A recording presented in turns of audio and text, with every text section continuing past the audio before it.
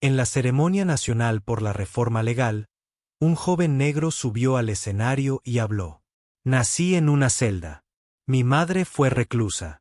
La mujer que me trajo al mundo y me crió perdió toda su carrera por ello. Y hoy estoy aquí no por un título, sino porque dos mujeres una vez me amaron en silencio.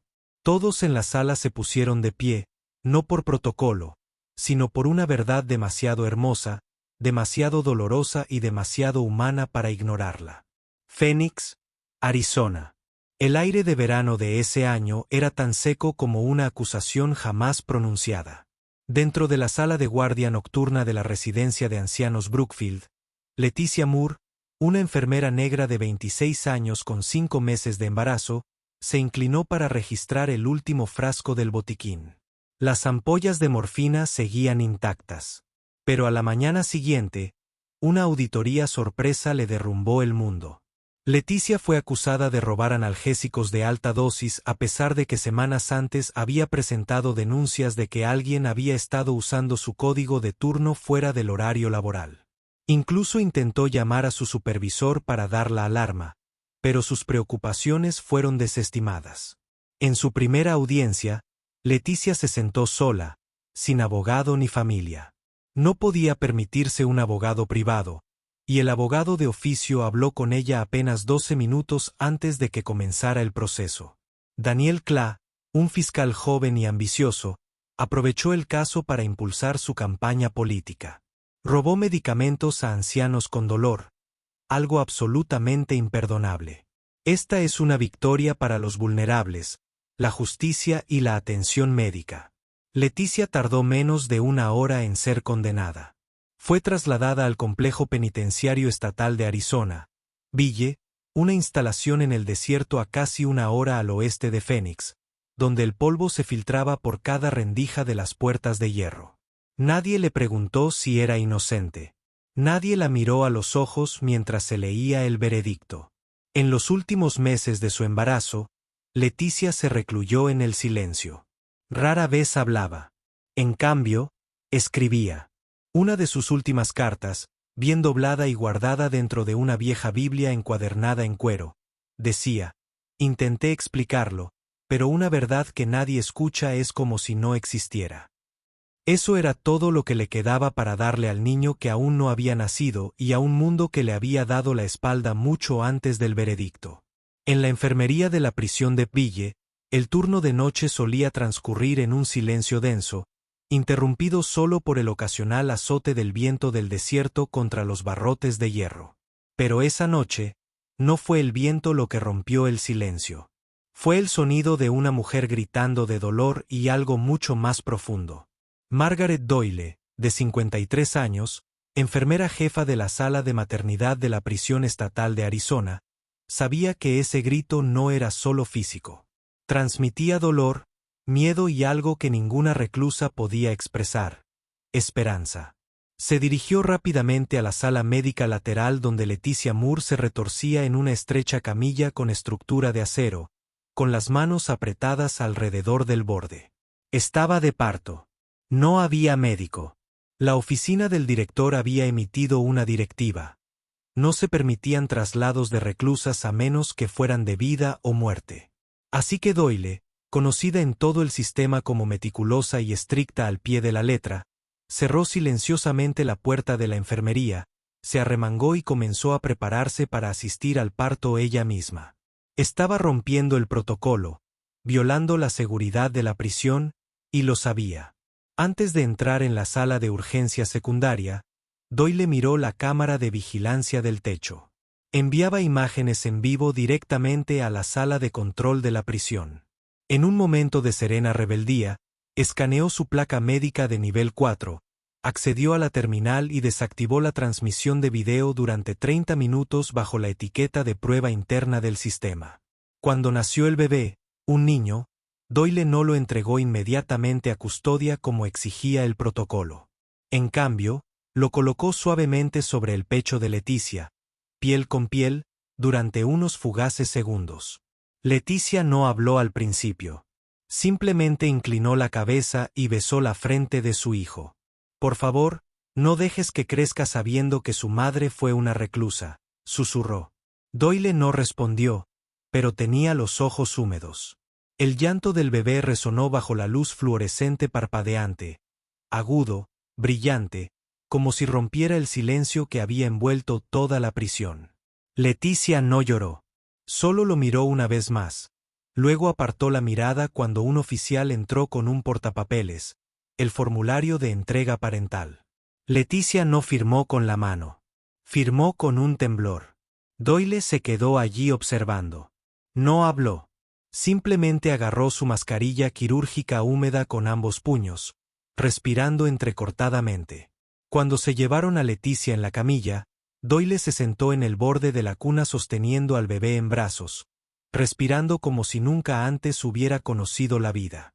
De su desgastado bolso de cuero, sacó una pequeña tela cosida a mano. Una manta de bebé bordada con la letra M, lo único que le quedaba de su hija Margot, que había fallecido en un accidente de coche cuando Doyle tenía 39 años. Envolvió la recién nacida que llevaba dentro, presionó su mejilla contra su cabecita y susurró: «No viniste de mí, pero tendrás la oportunidad que Margot nunca tuvo». Esa noche, Doyle no regresó a casa. Después de esa noche, Jonas fue trasladado al Centro de Cuidado Infantil St. Alina, un modesto centro en el norte de Phoenix, donde una vieja amiga de Margaret Doyle ejercía como coordinadora médica. Por política, a Doyle no se le permitía más de 15 minutos de contacto personal con ningún niño en espera de adopción. Ella lo ignoró. Visitaba a Jonas cada semana, llevándole leche de fórmula suave para bebés, un viejo osito de peluche llamado Theo y una pila de manuales de cuidado infantil que releía desde la primera página. Cada vez que veía a Jonas dormido dentro de la incubadora, con su pequeña mano retorciéndose por reflejo, sentía como si volviera a ver a su hija. La última vez que vio a Margot antes de que el accidente se la llevara.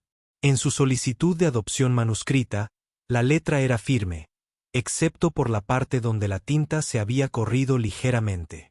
No estoy pidiendo ser madre. Simplemente pido amar a este niño. En silencio, no espero ningún título. Solo deseo existir en su vida. Tiene a alguien que guarda un poco de luz. Pero nada permanece en silencio para siempre. Durante una auditoría de rutina en St. Alina, los investigadores descubrieron que Doyle había tenido contacto privado frecuente con Jonas, estrictamente prohibido a menos que fuera un familiar directo o un cuidador asignado. Peor aún, los registros del sistema revelaron que había desactivado la transmisión de vigilancia médica en Ville durante 30 minutos, exactamente durante el lapso en que Leticia dio a luz. El asunto se elevó a la Junta de Ética Médica del Estado de Arizona. Doyle fue acusada de abuso de autoridad, manipulación de la vigilancia de un centro penitenciario y violación de la conducta profesional dentro de una institución penal. 3 días después, recibió una notificación formal de suspensión de 5 años del ejercicio de la medicina, pérdida total de las prestaciones de jubilación de la salud pública y prohibición permanente de trabajar en cualquier sistema de salud pública. Los titulares de las noticias locales fueron despiadados. Enfermera rompe el protocolo para salvar al hijo de una reclusa. Doyle no hizo declaraciones a la prensa. Simplemente empacó algunos libros, dejó su placa con su nombre en el escritorio de la oficina y se mudó discretamente a Winterville, Iowa, un pequeño pueblo donde podía empezar de cero. Ya no era enfermera, ya no era una mujer con estatus ni reputación. Solo había algo intacto: Jonas, el niño que estaba decidida a criar, incluso si eso significaba renunciar a todo lo demás. Winterville, Iowa, era el tipo de pueblo lo suficientemente tranquilo como para criar a un niño sin demasiadas preguntas. En una pequeña casa de madera junto a la biblioteca pública, Jonas creció entre el aroma de los libros viejos y el suave chirrido de las ruedas de Doyle resonando suavemente en el suelo de baldosas. Era un chico amable, educado, atento, muy superior a otros niños de su edad en la escuela. Doyle le decía a menudo: «Tienes algo excepcional, una tranquilidad que no es triste, solo paciente». Y, sin embargo, Algo se aferró a Jonas desde que tenía memoria. Sueños recurrentes. Una mujer vestida de blanco marfil llorando en silencio en una habitación iluminada por una tenue luz fluorescente. Su rostro estaba borroso, pero sus sollozos, directos a los huesos. Cuando Jonas cumplió 18 años, mientras ordenaba documentos para la universidad. Mientras se preparaba para las solicitudes, se topó con un pequeño trozo de papel metido entre una pila de expedientes de seguros médicos. Su certificado de nacimiento. Debajo del lugar de nacimiento, decía, Sala Médica de la Prisión Estatal de Arizona. Al principio, pensó que era una errata, pero tras leerlo por tercera vez, el corazón le latía con fuerza. No dijo nada durante la cena. Más tarde esa noche, con solo la bombilla ámbar de la cocina encendida, Jonas se acercó a ella. Tranquilo, pausado. ¿Es cierto? De verdad nací en prisión, mamá. Doyle dejó su taza de té. No apartó la mirada. Tras una larga pausa, asintió. Tu madre biológica fue increíblemente valiente, pero nadie le dio la oportunidad de demostrarlo. Una semana después, Jonas participó en el torneo estatal de oratoria y debate, eligiendo el tema, Justicia para los olvidados. Habló de los niños nacidos tras las rejas, de aquellos que crecen sin saber que sus raíces estaban encadenadas. A mitad de su discurso, rompió a llorar. El auditorio quedó en silencio. Esa noche, al llegar a casa, Doyle entró en su habitación y le entregó un sobre amarillento. Una letra descolorida en el frente decía para mi hijo. Si alguna vez llega el día en que esté listo para entender, era la carta de Leticia, la que Doyle había guardado durante casi 2 décadas, sin encontrar la fuerza para soltarla. En el otoño de sus 19 años, Jonas pisó Phoenix, la ciudad donde nació, pero donde nunca vivió un solo día. En el viaje del aeropuerto al centro, se sentó en silencio junto a la ventanilla del autobús, observando señales desconocidas mientras un extraño dolor le recorría el pecho, como si los recuerdos de otra persona regresaran a él. Llegó a la Fiscalía del Estado de Arizona con una simple solicitud para acceder al expediente del caso de Leticia Moore, la mujer que lo había dado a luz en la prisión de Ville. En ese momento, Jonas no tenía ni idea de contra qué pared se estaba topando. Detrás del amplio escritorio de roble estaba sentado un hombre con el cabello plateado, pulcramente cortado, y ojos fríos como el granito pulido.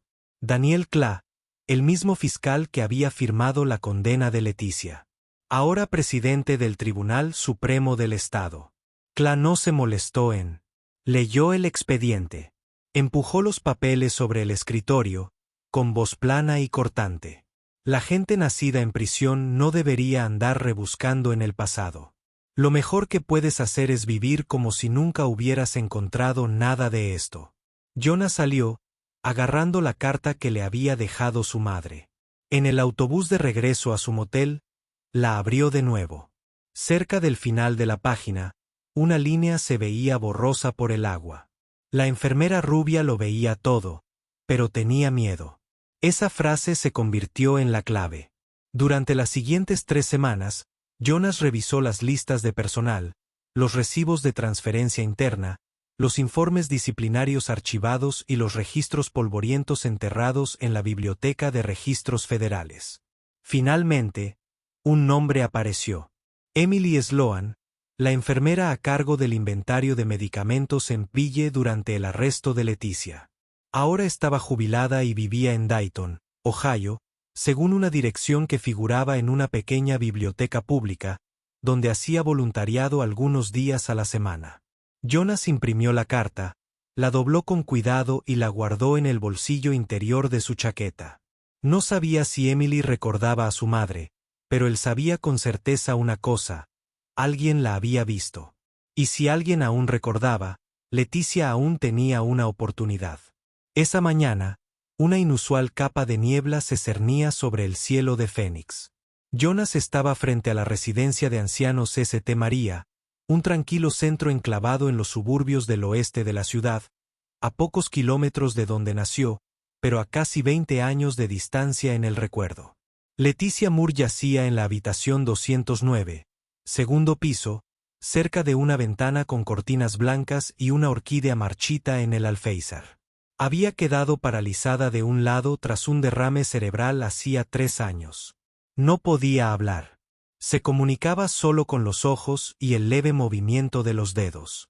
Cuando Jonas entró, al principio no reaccionó, pero cuando él dijo suavemente, «Mamá», le tembló la mano. Se sentó a su lado y sacó la vieja carta arrugada, desgastada por años de doblarla y desdoblarla. Su voz era lenta, casi quebrada con cada palabra. Cada línea abría sus recuerdos, los suyos y los suyos. Intenté explicarle, pero una verdad que nadie escucha, más da que no exista. Si algún día tienes la edad suficiente para entenderlo, sabrás que nunca me arrepentí de haberte dado a luz. Solo que nunca pude verte crecer. Leticia no pudo responder, pero 2 lágrimas silenciosas rodaron por sus mejillas. Su mano se acercó temblorosa y desesperada al rostro de Jonas, como para confirmar. «¿De verdad estás aquí?» Una joven enfermera estaba junto a la puerta, paralizada. Levantó el teléfono, no por curiosidad, sino porque comprendió que no era solo un reencuentro. Era un momento que podía devolver la fe a la gente, que el amor podía sobrevivir incluso después de 20 años enterrado en silencio. Subió el video a su perfil personal de redes sociales con el título, «Niño nacido en prisión encuentra a su madre después de 20 años y Estados Unidos llora». En menos de 24 horas, se extendió por todas las plataformas.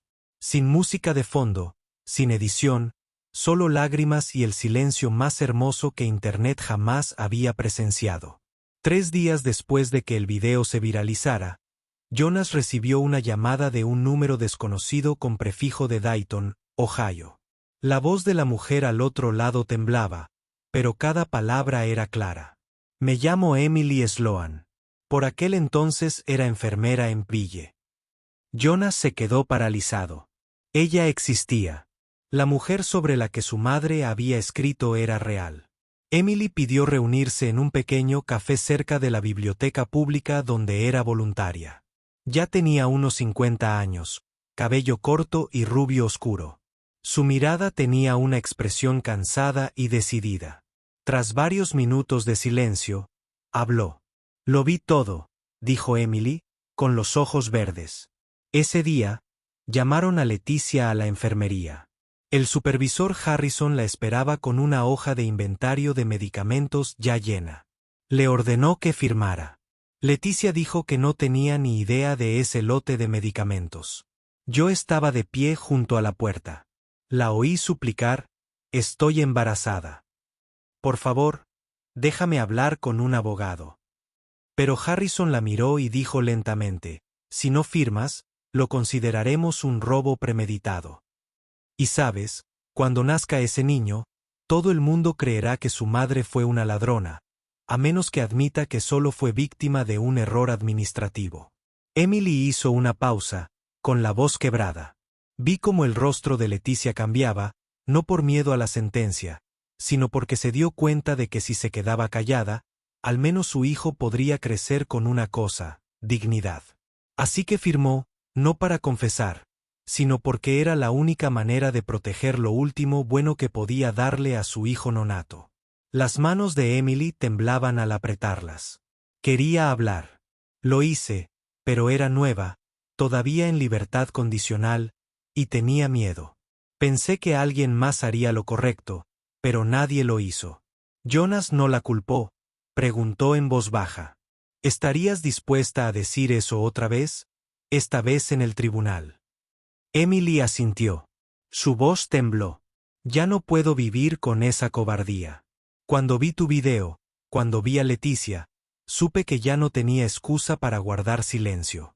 Con la declaración de Emily, el equipo legal del Proyecto Inocencia reexaminó los archivos del caso. Descubrieron que el inventario original de medicamentos tenía una fecha y hora fuera de secuencia, y que la firma de Leticia en el registro oficial no coincidía con sus muestras de escritura verificadas. Armados con nuevas pruebas, los abogados presentaron una moción para un nuevo juicio. 2 meses después, en una audiencia a puerta cerrada ante el Tribunal Estatal de Arizona, el panel emitió su fallo. El tribunal concede la anulación total de la condena de Leticia Moore. Todos los cargos relacionados quedan anulados. Leticia, una vez sentenciada en silencio, ahora fue exonerada, también en silencio. Pero esta vez, fue el silencio de la justicia restaurado. La noticia de la exoneración de Leticia Moore se extendió por todo el país como un rayo de luz que atravesaba las densas nubes de un sistema legal quebrado. Pero con esa luz llegaron sombras, sepultadas durante mucho tiempo y ahora arrastradas a la vista. Apenas una semana después tras su fallo, la Junta Federal de Revisión Judicial inició una investigación exhaustiva sobre los casos anteriores manejados por el fiscal Daniel Kla durante su mandato. En 3 días, Kla se vio obligado a dimitir en desgracia. Fue acusado de obstrucción deliberada a la justicia, manipulación de pruebas y realización de interrogatorios informales coercitivos. La prensa lo apodó la estrella política extinguida por una sola lágrima. Mientras tanto, Emily Sloan, la mujer que había permanecido en silencio durante 20 años, era ahora aclamada tanto por los medios de comunicación como por la comunidad jurídica como una testigo valiente que decidió enmendar las cosas. Los medios de comunicación nacionales transmitieron fragmentos de su testimonio con el titular: "Algunas verdades llegaron 20 años tarde, pero aún a tiempo para salvar a una madre". Y luego estaba Margaret Doyle, la mujer a la que se le retiró la licencia por atreverse a asistir a un parto sin permiso, ahora invitada formalmente a la ceremonia nacional de honor cívico en Washington, D.C. En el momento más esperado del evento, Jonas subió al escenario. Se situó detrás del podio de madera con 2 fotografías enmarcadas. Una de ellas era de Leticia sonriendo en su veinteañera. La otra, una foto descolorida de Doyle sosteniendo en brazos a Jonas, el recién nacido. Su voz era tranquila pero plena. Cada palabra me llegaba al corazón. Mi madre biológica fue etiquetada de criminal. La mujer que me crió fue etiquetada de transgresora. Pero estas 2 mujeres mantuvieron mi conciencia tranquila. En ese preciso instante, dentro de la sala de demolición de un centro penitenciario para mujeres en Albuquerque, docenas de reclusas permanecieron paralizadas ante la pantalla del televisor. Una mujer se apoyó en el hombro de la prisionera a su lado, con lágrimas cayendo sobre sus manos entrelazadas. Por primera vez, susurró, conteniendo la emoción. Vi una luz brillar sobre alguien como yo. Tras el histórico fallo judicial, Jonas no regresó a la tranquila vida en Iowa. En cambio, comenzó a aceptar invitaciones de organizaciones de reforma legal de todo el país, pero no para contar su propia historia, sino para contar la de su madre y la de la mujer que lo trajo al mundo en silencio. Tan solo 6 meses después, Jonas y una coalición de abogados y defensores sociales lanzaron formalmente el Proyecto Amanecer, una iniciativa federal piloto en 3 estados. El programa buscaba brindar atención médica prenatal adecuada a mujeres encarceladas, permitir que las madres se quedaran con sus hijos durante los primeros 12 meses, y lo más importante, establecer programas de visitas regulares para mantener el vínculo madre-hijo.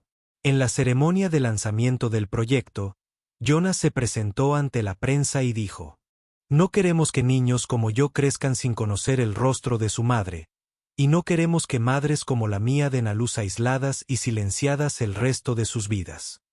La iniciativa llegó a los titulares nacionales. El documental Nacido tras las rejas, criado por el coraje, se emitió en la televisión pública, narrando la trayectoria de Jonas. Posteriormente, ganó un premio Emmy. En la proyección oficial, Jonas llevó a Leticia en silla de ruedas al centro del auditorio. Doyle se sentó junto a ellos, con la mano de ella apoyada suavemente en la de él, tal como ella la había sostenido antes, acompañándolo a su primer día de clases. Cuando se encendió el foco, todo el público subió al escenario. Jonas vestía una camisa negra lisa, sin prendedores ni metales. Colocó 2 fotografías enmarcadas. En el podio, una de Leticia a los 24 años, con la mirada feroz pero solitaria, y otra de Doyle, acunando a un recién nacido envuelto en una suave tela bordada con la letra M. Su voz se alzó firme y profunda. Nací en una celda. Mi madre era una reclusa. La mujer que me trajo al mundo perdió toda su carrera por ello. Y hoy estoy aquí porque dos mujeres me amaron en silencio. Y la sala se levantó de nuevo, no por una medalla, sino por una verdad que finalmente se había dicho. Hermosa, dolorosa e innegable.